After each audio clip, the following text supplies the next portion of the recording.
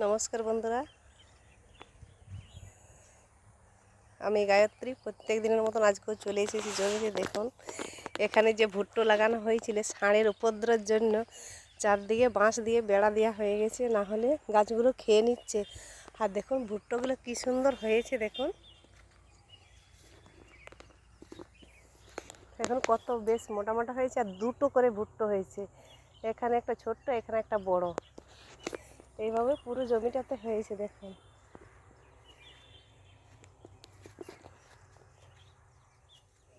ভুট্টোগুলো দেখতেও যে এরকমই হয়েছে, আর এখন বৈশাখ মাসে খেতেও সেরকমই লাগবে।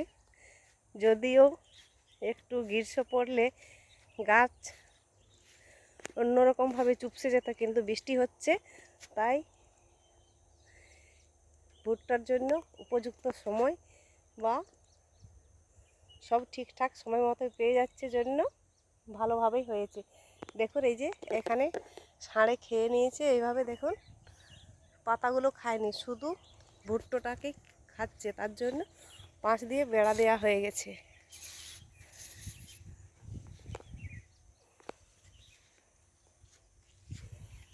কিছু কিছু বেশ মোটা মোটা হয়ে গেছে, কিছু গাছে এখনও ছোট ছোট ভুট্টো ধরেছে।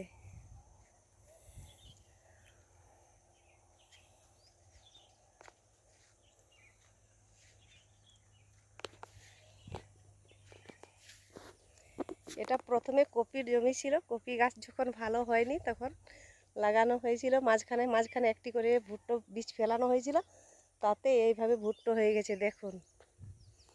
নমস্কার বন্ধুরা, এখন এই পর্যন্তই। আবার ভিডিও দেখতে হলে চ্যানেলটাকে সাবস্ক্রাইব করে রাখবেন।